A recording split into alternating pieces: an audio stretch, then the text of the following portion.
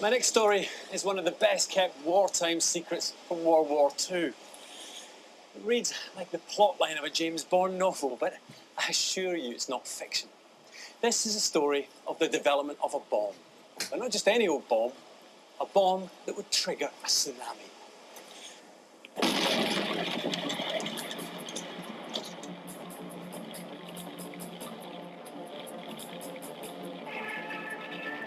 The war in the Pacific. For several years during the Second World War, much of the Pacific was a battleground, with fierce fighting between the Allies and the Japanese, not just on the mainland, but also on many of the thousands of tiny islands scattered across the Pacific Ocean. The Japanese had captured many of these islands and were so well entrenched, it felt like they couldn't be defeated. The terrain was difficult and there were huge casualties. And so the Allies were keen to explore new ideas about how to fight without risking so many of their troops. They wondered if there was a way of fighting the Japanese here which didn't involve soldiers at all. It was in 1944 that the idea first began to dawn on Allied generals that there might be a simpler way to wipe out the enemy. That it might be possible to create artificial tsunamis by exploding bombs in the ocean. The plan was that these man-made tsunamis could be set off in the direction of the Japanese-occupied islands and drown enemy soldiers.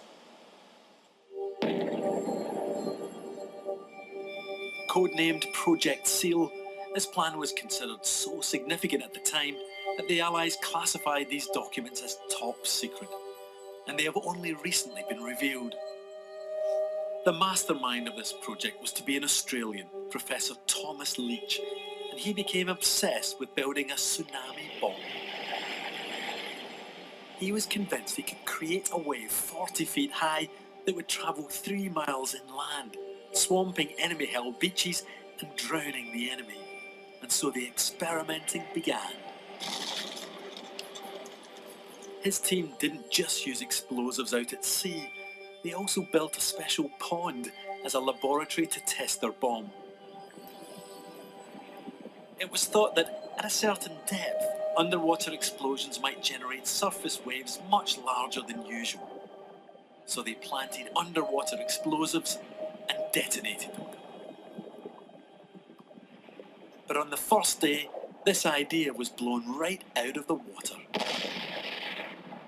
No matter what the depth, the waves formed were negligible. Professor Leach then came up with a new idea. He decided the best way was to detonate explosives on a raft on the surface of the water. And when they tried it, it did produce a few encouraging waves. But as he started to increase the size of the explosions, he found little increase in the size of the waves. And from then on, as the experiments continued to fail, Professor Leach's science and data also became suspect.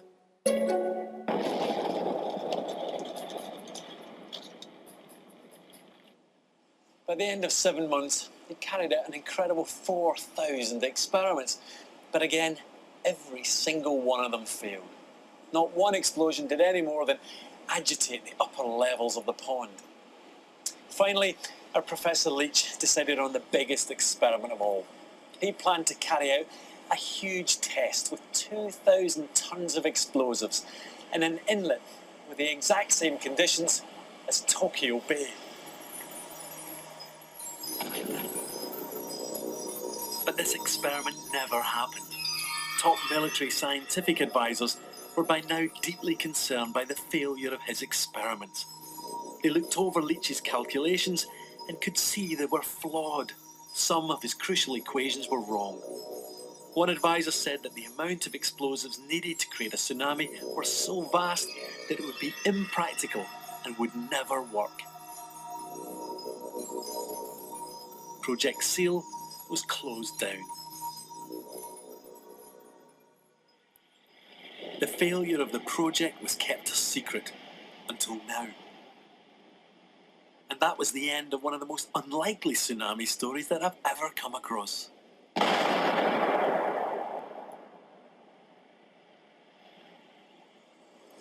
Many of us are